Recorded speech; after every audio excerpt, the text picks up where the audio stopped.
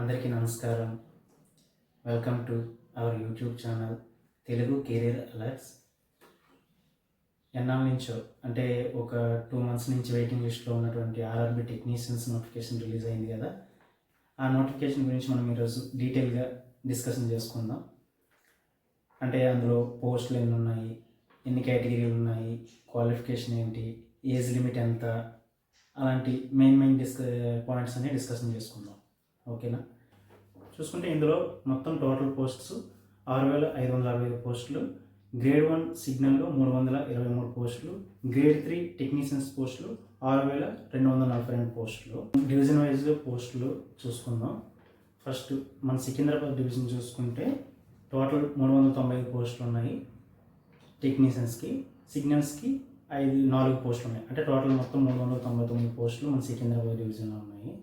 మెయిన్గా ఎక్కువ పోస్టులు ఎక్కడెక్కడ ఉన్నాయో చూసుకుందాం. ముంబైలో 1096 పోస్టులు ఉన్నాయి, చెన్నైలో 610, చండీగఢ్లో 510, కోల్కతాలో 581, గువాహటిలో 461, ఇంకా భువనేశ్వర్లో 136. అలాగే చిన్న చిన్న పోస్టుల నుంచి ఎక్కువ పోస్టులు మెయిన్ మనం చూసుకుంటాం కదా. ఆ ఎక్కువ పోస్టులు ఎక్కడ ఉన్నాయో చూసుకుంటే మాత్రం ముంబైలో 1096 పోస్టులు, చండీగఢ్లో 510, కోల్కతాలో 581, గువాహటిలో 461, ఇంకా చెన్నైలో 610. అంటే ఎక్కువ పోస్టులను అప్లై చేయాలనుకుంటే ఈ మెయిన్ డివిజన్స్. మన సికింద్రాబాద్ డివిజన్స్కి వస్తే 399 పోస్టులు ఉన్నాయి. ఇప్పుడు క్వాలిఫికేషన్ విషయానికి వస్తే డీటెయిల్గా చెప్తాను చూడండి.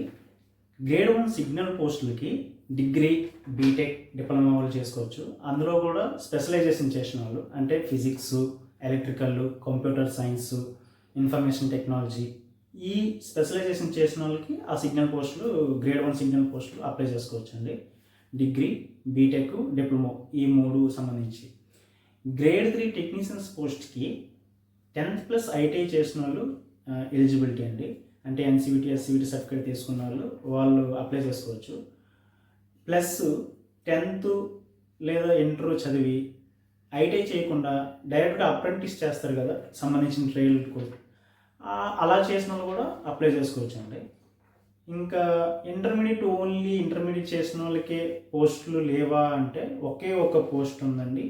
అది గ్రేడ్ 3 టెక్నీషియన్స్లో 14th కేటగిరీలో సిగ్నల్ అండ్ టెక్నీషియన్స్ కేటగిరీ ఒకటి ఉంటుంది. దానికి అప్లై చేసుకోవడానికి ఓన్లీ ఇంటర్ ఎంపీసీ చదివిన వాళ్ళు, అంటే ఫిజిక్స్, మ్యాథ్స్ చదివిన వాళ్ళు ఇంటర్మీడియట్లో ఆ సిగ్నల్ అండ్ టెక్నీషియన్స్కి గ్రేడ్ 3లో అప్లై చేసుకోవచ్చు అండి. ఇప్పుడు ఈ రెండింటికి క్వాలిఫికేషన్ ఉన్న వాళ్ళు గ్రేడ్ 1 సిగ్నల్ అప్లై చేసుకోవచ్చు, గ్రేడ్ 3 టెక్నీషియన్స్ కూడా అప్లై చేసుకోవచ్చు. దానికి అమౌంట్ పే చేయాలి, దీనికి అమౌంట్ పే చేయాలి. ఓకేనా. ఈ మొత్తం అన్ని పోస్టులకి సెలక్షన్ ప్రాసెస్ 3 typesలో జరుగుతుంది.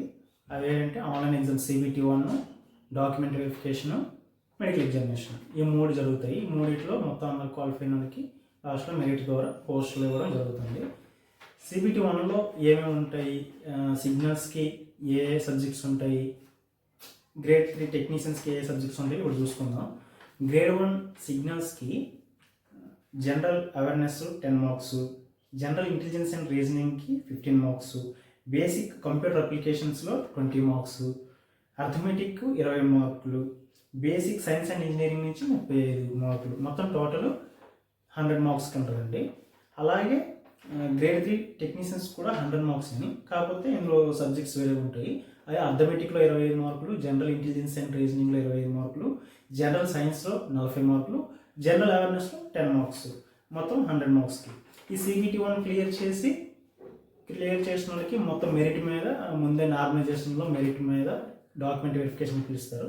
డాక్యుమెంట్ వెరిఫికేషన్లో సక్సెస్ అయిన వాళ్ళకి ఇంకా మెడికల్ ఎగ్జామినేషన్ ఉంటుంది. మెడికల్ ఎగ్జామినేషన్ అయిపోయాక పోస్టులు ఇచ్చేస్తారు, డివైడ్ చేస్తారు. డేట్స్ ప్రకారం చూసుకుంటే స్టార్టింగ్ డేట్ అంటే జూన్ 30 తారీఖు నుంచి స్టార్ట్ అయిపోయినాయి, ఆల్రెడీ అప్లై చేసుకోవచ్చు. జూలై 29 లాస్ట్ డేట్, ఈ లోపు అప్లై చేసుకుంటే సరిపోద్ది. ఫీజు పే చేయడానికి జూలై 31 వరకు ఛాన్స్ ఉంటుంది. అక్కడి నుంచి మళ్ళీ 1వ తారీఖు నుంచి 10 వరకు కరెక్షన్ అంటే ఎడిటింగ్ చేసుకోవడానికి, మన అప్లికేషన్ ఏమైనా తప్పులు ఉంటే ఎడిట్ చేసుకోవడానికి ఆగస్టు 1 నుంచి 10వ తారీఖు వరకు టైం ఇచ్చారు. మ్యాక్సిమం తప్పులు లేకుండా ఫస్ట్ అప్లికేషన్ పెట్టినప్పుడు తప్పులు లేకుండా చూసుకోవడం మంచిది. ఎందుకంటే కరెక్షన్స్లో అన్ని కరెక్షన్స్కి ఛాన్స్ ఇవ్వరు. ఒకవేళ కరెక్షన్స్ ఛాన్స్ ఇచ్చినా కూడా ఒక కరెక్షన్కి 250 చొప్పున ఎన్ని కరెక్షన్ చేయాలనుకుంటే అన్ని 250లు పోతాయి. అనవసరం డబ్బులు వేస్ట్ చేసుకున్నట్లు ఉంటుంది. రీఫండబుల్ కూడా రావు. అందుకే మనం ఫస్ట్ అప్లై చేసేటప్పుడే డీటెయిల్గా spelling to spelling, number to number మొత్తం డీటెయిల్గా చెక్ చేసుకొని సబ్మిట్ చేయడం మంచిది. ఇంకా స్క్రైబ్స్ ఉంటారు కదండి, స్క్రైబ్ డీటెయిల్స్ అప్లై చేయాలి ఎలాగా అంటే వాళ్ళకి సపరేట్గా ఒక డేట్ ఉంటుందండి. ఆగస్ట్ 11 నుంచి 15వ తారీఖు వరకు వాళ్ళకి డేట్ ఉంటుంది. అంటే ఎవరెవరైతే స్క్రైబ్ని పెట్టుకోవాలనుకుంటారో వాళ్ళు వాళ్ళ డీటెయిల్స్ని, స్క్రైబ్ డీటెయిల్స్ని ఆ 11వ తారీఖు ఆగస్టు 11 నుంచి 15వ తారీఖు వరకు డీటెయిల్స్ ఇవ్వాల్సి ఉంటుంది. అంటే వెబ్సైట్లో మన డీటెయిల్స్ని సబ్మిట్ చేయాల్సి ఉంటుంది. ఈ ఆర్ఆర్బీ టెక్నీషియన్స్కి ఎలా అప్లై చేయాలి, అకౌంట్ క్రియేట్ చేయకపోతే ఎలా క్రియేట్ చేయాలి అనేది నేను తర్వాత వీడియోలో చెప్తాను. ఒకవేళ మీకు రాదు, నాకు అప్లై చేయడం రాదు, నేను చేసుకోలేను అంటే నాకు మీ డీటెయిల్స్ పంపించి మమ్మల్ని అప్లై చేసామన్నా చేసేస్తానండి.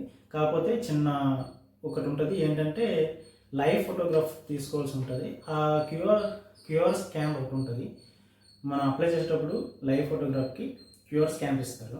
ఆ క్యూఆర్ స్కానర్ని మేము పంపించేటప్పుడు మీరు ఆ క్యూఆర్ స్కానర్ని స్కాన్ చేసి లైవ్ ఫోటోగ్రాఫ్ తీసుకొని అక్కడ సేవ్ చేస్తే మళ్ళీ నేను అప్లికేషన్ ఫర్దర్గా ప్రాసెస్ ఇక్కడ చేయగలుగుతాను. అదొక్కటే చిన్న ప్రాబ్లం అండి. అది మీరు కంప్లీట్ చేసేస్తారంటే మీ డీటెయిల్స్ మాకు పంపిస్తే మేము ఇక్కడ అప్లై చేసేస్తాం. అలాగే ఫీజు కూడా మీరు స్కానర్ పంపిస్తాం, ఆ స్కాన్ ద్వారానే చేసేయచ్చు. లేదంటే మీరు మాకు పే చేస్తే మేమైనా ఇక్కడ పే చేసేస్తాం. పే చేసే అప్లికేషన్ పూర్తి అయిపోయిన తర్వాత ఆ అప్లికేషన్ ప్రింట్అవుట్ని మీకు పీడిఎఫ్ రూపంలో మీకే వాట్సాప్ చేస్తామండి.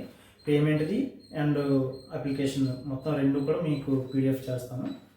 లేదు మీకు ప్రింట్అవుట్ కావాలన్నా ప్రింట్అవుట్ ఇస్తాను. ఓకేనా? ఇంకేమైనా డౌట్స్ ఉంటే కామెంట్స్ చేయండి.